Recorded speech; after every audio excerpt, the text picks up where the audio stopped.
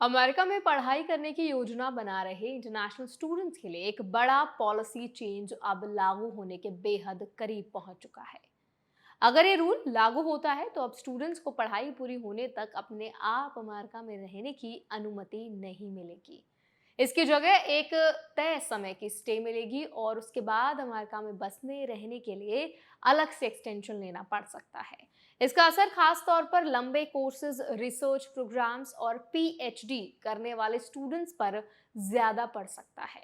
इस वीडियो में आज हम समझेंगे नया रूल क्या है, मौजूदा सिस्टम से ये कितना अलग है, किन वीजा कैटेगरीज पर इसका असर पड़ेगा, स्टूडेंट्स के पास कौन कौन से लीगल ऑप्शंस होंगे और इंडियन स्टूडेंट्स को अभी से किन बातों का ध्यान रखना जरूरी है।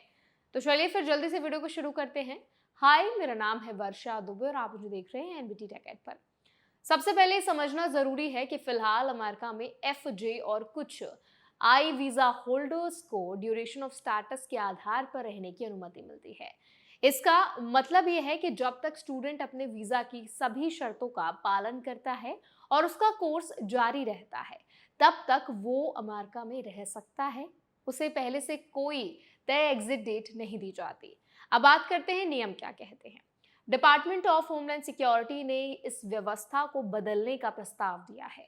इस प्रपोजल को व्हाइट हाउस और office of management and budget की रिव्यू मिल चुकी है और अब यह सिर्फ फेडरल रजिस्टर में प्रकाशित होकर लागू होने का इंतजार कर रहा है।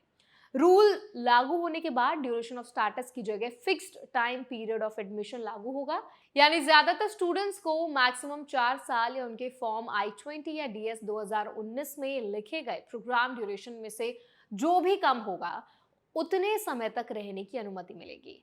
अगर किसी स्टूडेंट का कोर्स 4 साल से ज्यादा लंबा है या तय समय में पूरा नहीं हो पाता तो उसे अमेरिका में आगे रहने के लिए यूएससीआईएस के पास फॉर्म I-539 के जरिए एक्सटेंशन ऑफ स्टे के लिए आवेदन करना होगा। यहाँ ये समझना जरूरी है कि एक्सटेंशन अपने आप नहीं मिलेगा। हर आवेदन की अलग से जांच होगी और अप्रूवल इमिग्रेशन रूल्स के अनुसार तय किया जाएगा। इस प्रपोजल का असर सबसे ज्यादा पीएचडी, रिसर्च प्रोग्राम्स और कुछ लंबे मास्टर्स कोर्सेज पर पड़ सकता है। ऐसे स्टूडेंट्स को पढ़ाई के बीच में ही एक्सटेंशन के लिए आवेदन करना पड़ सकता है।